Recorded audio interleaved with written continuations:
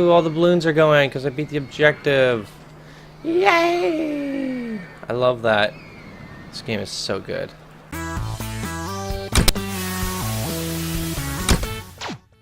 What's going on, ladies and gentlemen? Johnny5 Alive here, and we're going solo on this one.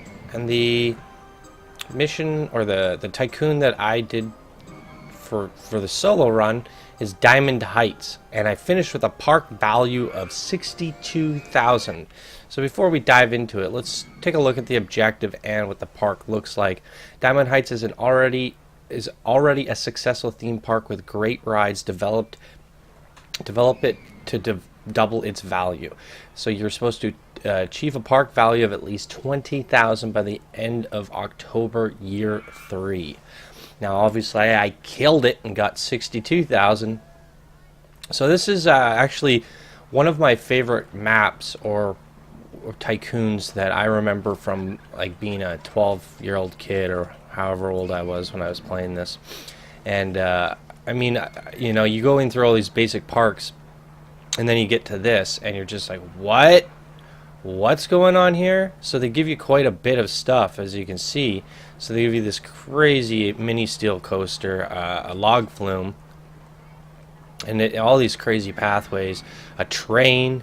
You know, it's just absolutely bonkers. So the most impressive thing on this map is this guy right here. So they have a claustrophobia and agoraphobia, and then they are dual synced. So if you line two coasters up next to each other, there is a checkbox where you can synchronize with adjacent stations, and then they leave at the same time. And whoever built this obviously worked at Hasbro at the time. They timed it so that they arrive at the same time too. So this thing is absolutely bonkers. The amount of turns it does and how it divides, it splits apart, and it goes underground, and it ends up coming back at the same time. It's just a masterpiece. And these are the kind of roller coasters you strive to make on your own. It even goes through the frickin' loop, like both of them. It's amazing. And that one goes underground, and it comes back, and goes underground, and it comes back, and this one's just doing its thing on the lake. And then they eventually just come back, and you know, this one goes underground again, and they've timed it out so that they come back at right about the same time. Really nuts. So it's actually, you know, it's not that long of a ride. I remember thinking as a kid, like, that's impossible to make. But after building some roller coasters myself, I'm not I'm not overly impressed by the length of the ride, but obviously you have to plan out two of them at the same time. So it's still really impressive.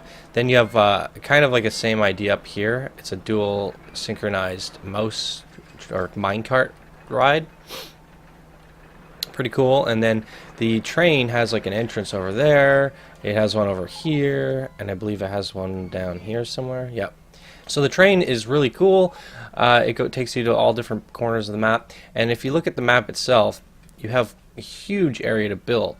Now this area here, it's all over the lake, and you know, there's not much going on over here. This is one of the ideas. I wanted to like build the train station here and then build more of a park here. That's what I would have liked to have done when I got around to it, but my scenario ended, and I did a pretty good job. So let's go take a look at mine. This is what they give you by default, and my only problem with this map is they give you a little bit too much. You're like, where do I build? Like, you can build maybe here and here, maybe back here, but it's kind of hard to fit. So you really want to expand over here, I assume. This is what most people probably do. But I did my compacting, so let's go take a look at it. Diamond Heights. Ooh, all the balloons are going because I beat the objective. Yay! I love that. This game is so good. So good. Okay, so let's go right to my entrance and take a look at things. So first thing I did here is I made a food court. So as soon as you walk in, you get like nice little walk around there. Hey, it's a broken bench. You little buggers. So yeah, food court here. You know what? The one thing I've noticed with this is it records the most off to the left. So I'm actually like circling the food court, but if I look on my OBS, it's like circling up here. So I mean, if I look at my OBS, I can properly circle this and be like, this is the food court. I don't know why it does that. It's really weird. So added a food court, increased some lineups, made the lineup to the roller coaster nicer, or sorry, the train.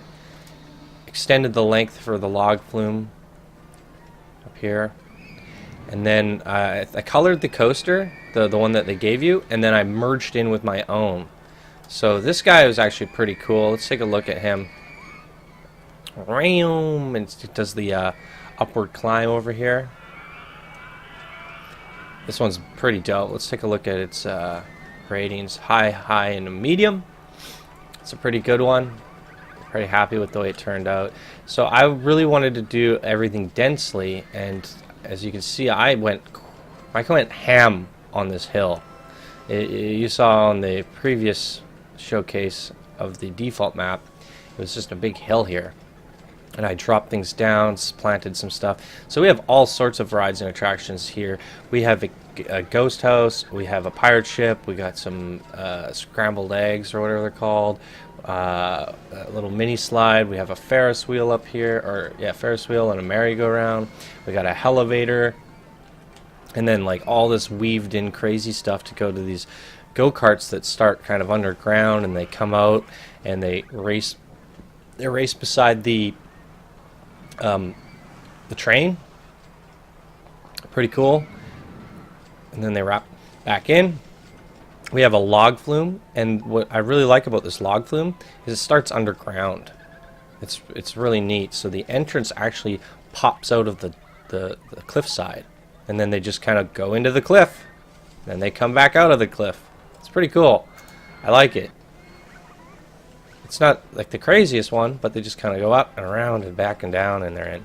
So this here, I just wanted to make use of the backside of this hill. And as you can see, my crazy coaster, I don't even know where it starts. It starts like underground or something. I don't know. It's pretty nuts. I don't even know how I did it. Sometimes when you're working in this isometric view with all these different things, you got to tab between some of these modes to figure out what you're doing. Okay, so it starts here. They all line up about there.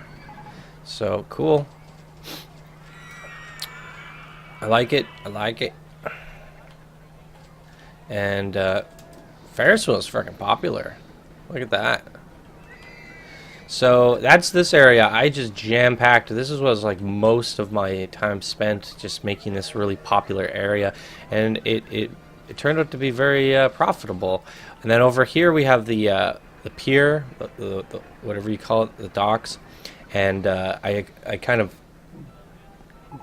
jutted them out, put benches all around, some spritzel sprayers, and a nice little food court, a little slide above. Oh my god, look at all this puke. Oh boy. That's disgusting. They're all getting off that ride and barfing. So this here is probably one of my cooler ideas. I wish I did it a little bit cleaner. I'm going to look to do it a little bit better next time. But the idea is what counts here. So you have this food court up top with benches and stuff. And it's going above the custom maze that I designed. So if we go into 5 mode, you can see if I just rotate it, it's perfectly in the center of this maze, but floating above. So everyone down below is just walking through this maze while everyone up top just eats and watches them. I thought that was a great idea. But next time I would like to do is just have a railing, one straight platform crossing over so people walking by can look down at it. Because this really just obscured it more than anything. But still a neat idea.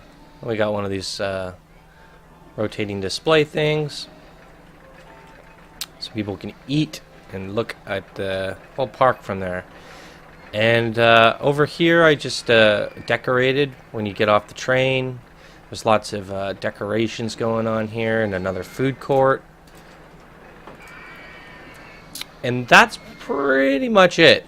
So a lot of my time spent over here on the maze and stuff, on the docks over here, and then this is really the park right here. There's a lot going on here, and as you can see, it was a very profitable park. I made a ton of money. I'm at 42,000 right now with no debt. 1,436 guests. Company value of 65,000. We're making some seriously monthly income. And what's the park rating? How do we check that? Guesson Park, 930. It's a really good park rating. So this park was really awesome. And in terms of, I just had to add this coaster and just do a whole bunch of thrill rides and whatnot over here. And that was enough to really do it. I think they kind of give you too much of an advantage on this map by giving you this nice coaster here, this nice coaster here, and then these two. So they give you 4 pretty nice coasters. However, they jacked up the prices. I don't think I have an entrance fee for my park. Oh, I do, $50. Yeah. So one of the balances or challenges is with this is as you raise your park entrance fee to bring them into this kind of Six Flags style park, they don't want to really pay to go on these rides anymore. Like, I can only charge them $1. Otherwise, they just say I won't pay to go on that. So if you're jacking up your park entrance fees, you certainly want to give them a break. Let them go on everything for free, basically. So it's interesting to think, like, would I make more money if I charge per ride than an entrance fee? They pay a flat rate of $50. They can go on pretty much everything. But I think it's better to charge per ride if you want to be super profitable, because they can pay $5 to go on one roller coaster. The amount of rides, like, you'll get them broke by the time they leave. But then again, they walk in and they're almost broke, so all they can do is buy food and a couple souvenirs. So I don't know, we'll have to see. I'm gonna have to test it a little bit more in the future, but I believe paying per ride is the way to go. However, once you start getting to these massive scale parks, they don't really want to go on merry-go-rounds and Ferris wheels and Ghost House. They don't really want to pay for them anyways once your park gets really, really big, because they'd rather spend their money elsewhere. So at that point, you're going to have to make all these rides free, and then you're only making money off your big rides. So you have to determine, are these big rides taking in more money than a $50 entrance fee? So, and you can still get away with paying, charging like $1, so you'll still make some money. I mean, what's this $1 profit is $1,600 per hour, so it's still making mad profits off just $1. So not too bad. So anyways, that's Diamond Heights. I'm Johnny5Alive. Thank you guys for watching. Please like, subscribe, and comment. And hopefully we'll have another competitive co-op map between me and Spar in the next episode. All right, see you guys in the next video. And they're named after us. The green and the blue.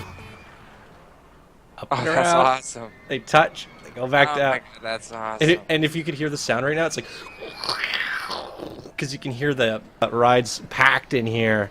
And then I wanted to do all the big coasters on the outside, but I obviously ate up all my time on these stupid coasters. But this one actually worked out, so I fixed it. This one, no one's ever going to go on it. That's unfortunate.